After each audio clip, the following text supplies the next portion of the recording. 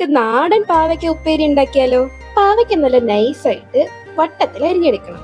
അരിഞ്ഞു വെച്ചിരിക്കുന്ന പാവയ്ക്കയിലേക്ക് ആവശ്യത്തിന് ഉപ്പ് ചേർത്ത് കൊടുക്കുക. അതിന് കൈ വെച്ച് നന്നായി പാവയ്ക്കയിലേക്ക് ഇളക്കി കൊടുക്കുക. ഒരു 5 മിനിറ്റ് അതങ്ങനെ ഇരിക്കട്ടെ. 5 മിനിറ്റ് കഴിഞ്ഞ് കഴിയുമ്പോൾ പാവയ്ക്ക നന്നായി പിഴിഞ്ഞെടുക്കുക. പാവയ്ക്കയിലുള്ള അധിക കയ്പൊക്കെ അതിലൂടെ അങ്ങ് പൊക്കോളും. ഇനി ഒരു പാനിലേക്ക് ഒലിവ് ഓയിലോ വെളിച്ചെണ്ണയോ ഒഴിച്ചു കൊടുക്കുക.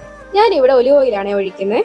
അതിലേക്ക് ഒരു പിടി തേങ്ങ നുറുക്കിയത് ചേർത്ത് കൊടുക്കുക. അതൊരു ഗോൾഡൻ ബ്രൗൺ ആകുമ്പോഴേക്കും അതിലേക്ക് വറ്റൽമുളക് ചേർത്ത് കൊടുക്കുക. കൂട്ടത്തിൽ കുറച്ച് കരിവേപ്പിലയും. ഇനി നമ്മുടെ മെയിൻ ഐറ്റം ആയിട്ടുള്ള പാവയ്ക്ക ചേർത്ത് കൊടുക്കുക. പാവയ്ക്ക നന്നായി ഇളക്കി യോജിപ്പിച്ച് മഞ്ഞപ്പൊടി, മുളക് പൊടി, ഉപ്പ് കുറവുണ്ടെങ്കിൽ കുറച്ച് ഉപ്പും കൂടെ ചേർത്ത് നന്നായി ഇളക്കി വെച്ച് ഒന്ന് അടച്ചു വെക്കാം.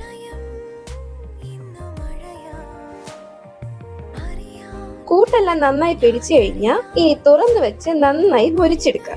എണ്ണ കുറവുണ്ടെങ്കിൽ മാത്രം ചേർത്ത് കൊടുത്താൽ മതിയേ. അപ്പോൾ നല്ല ടേസ്റ്റി ആയിട്ടുള്ള നാടൻ പാവയ്ക്ക ഉപ്പേരി റെഡിയായി.